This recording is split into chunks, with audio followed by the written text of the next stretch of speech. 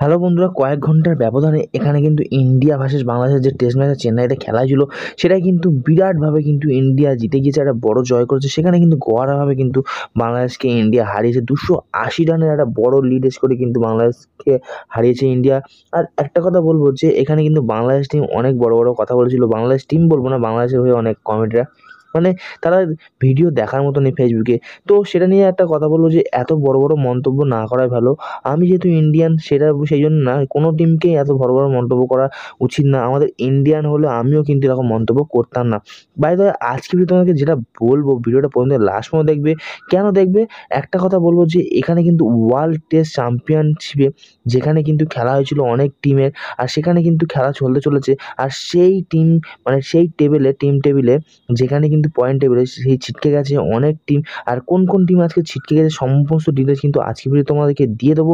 আরও একটা বলবো, কোন কোন টিম কিন্তু এখনও পর্যন্ত ওয়ার্ল্ড টেস্ট টিমের পয়েন্ট টেবিলে আছে সেইটা সম্পর্কে কিন্তু আজকে ডিটেলস দিয়ে দেবো। বাই দ্য ওয়ে, আজকে ভিডিও তোমাদের পুরো ফুল দেখতে হবে, নাহলে কিন্তু ক্রিকেট সংক্রান্ত নিউজ কিন্তু কিছুই বুঝতে পারবে না।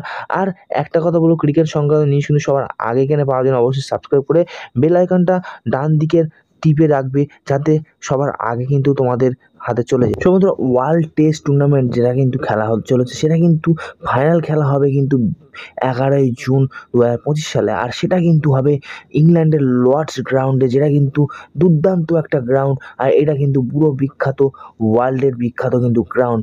আর বন্ধুরা, একটা কথা বলি যে প্রথম টেস্টেই কিন্তু এখানে বন্ধুরা ইন্ডিয়া ভার্সেস বাংলাদেশে, এখানে বাংলাদেশ হেরে যাওয়ার ফলে যে কোন কোন টিম ছিটকে গিয়ে সেটা পয়েন্ট টেবিল আমি তোমাকে বলে দেবো। তার আগে একটা কথা বলবো যে কোন কোন টিম এখানে পয়েন্ট টেবিলে কোথায় কোথায় কী স্থান অধিকার করছে সেটা একটু আমরা দেখে নেবো। তো ফার্স্ট 9 নম্বরে যে টিম আছে তাকে ওয়েস্ট ইন্ডিজ, 8 নম্বরে পাকিস্তান, আর 7 নম্বরে আছে কিন্তু এখানে সাউথ আফ্রিকা টেস্টে।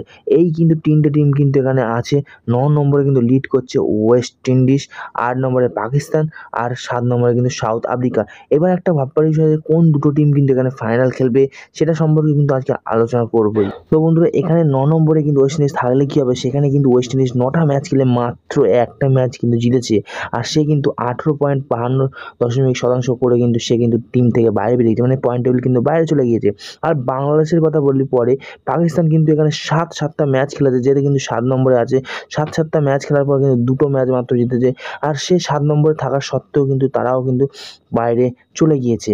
আরও একটা কথা বলি, যেহেতু সাউথ আফ্রিকার কথা, সাউথ আফ্রিকার টিমটা কিন্তু 6 নম্বর আছে, বাট 6 নম্বরে কিন্তু থাকলে কি হবে, 6টা ম্যাচ খেলেছে, আর যেখানে কিন্তু সে দুটো ম্যাচ কিন্তু জিতেও গিয়েছে।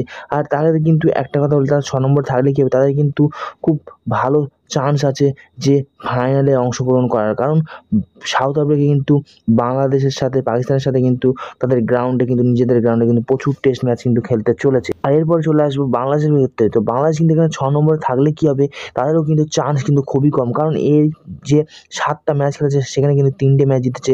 আর এই ইন্ডিয়ার সাথে ম্যাচ হারার পরে কিন্তু তাদের কিন্তু চান্স কিন্তু অনেকটাই কমে গিয়েছে। তারা কিন্তু 4 নম্বরে ছিল, বাট এই ম্যাচটা হারার পরে কিন্তু বাংলাদেশ 6 নম্বরে নেমে এসেছে।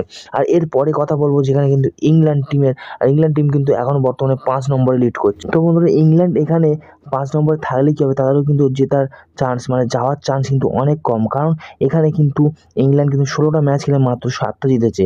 আর তাদের কিন্তু পরবর্তী ম্যাচগুলো কিন্তু ঘরের মাঠে অস্ট্রেলিয়ার সাথে কিন্তু আছে ম্যাচ, আর সেখানে কিন্তু খুব টাফ হয়ে যাবে জেতা তাদের পক্ষে। এরপরে যাদের নাম বলবো সেটা কিন্তু আমরা যেটা শ্রীলঙ্কার টিমের কথা যেটা বলি, শ্রীলঙ্কার টিম কিন্তু 7টা ম্যাচ খেলে কিন্তু এখানে কিন্তু মাত্র 2টো ম্যাচ জিতেছে। আর তাদের কিন্তু চান্সটা কিন্তু অনেকটা বেড়ে গিয়েছে, কারণ এখানে কিন্তু ইন্ডিয়া ভার্সেস বাংলাদেশের সাথে খেলার পরে কিন্তু শ্রীলঙ্কার চান্সটা একটু হলেও কিন্তু বেড়ে যায়নি, কমে গিয়েছে। কারণ শ্রীলঙ্কার সাথে কিন্তু নিউজিল্যান্ডের ম্যাচ খেলা আছে এরপরে কিন্তু, আর তাদের মধ্যে কিন্তু জেতার ম্যাচটা, মানে জেতা কিন্তু অনেকটা টাফ হয়ে যায়। এবার যদি আমরা লক্ষ্য করি নিউজিল্যান্ড টিমের উপর, সেটাও কিন্তু দুর্ধর্ষ ফর্মে আছে। তারা কিন্তু 6টা ম্যাচ খেলে মাত্র 3টে ম্যাচ জিতে গিয়েছে। আর তারাও কিন্তু 50% কিন্তু তারা লিড করছে। বাট এর পরের ম্যাচটা কিন্তু তিনটে কিন্তু ইন্ডিয়ার সাথে কিন্তু নিউজিল্যান্ডের টেস্ট ম্যাচ আছে, সেটা কিন্তু জেতা কিন্তু হাড্ডাহাড্ডি হয়ে যেতে পারে। কারণ ঘরের মাঠে যেহেতু ইন্ডিয়ার সাথে কেউ মোকাবিলা করতে পারে না, সেই জন্য ইন্ডিয়ার সাথে কিন্তু নিউজিল্যান্ডের সাথে জেতা, মানে ম্যাচ জেতা কিন্তু খুব টাফ হয়ে যাবে। সেই জন্য কিন্তু এখানে নিউজিল্যান্ডের যাওয়া কিন্তু, ফাইনালে যাওয়া কিন্তু অসম্ভব হয়ে যাচ্ছে।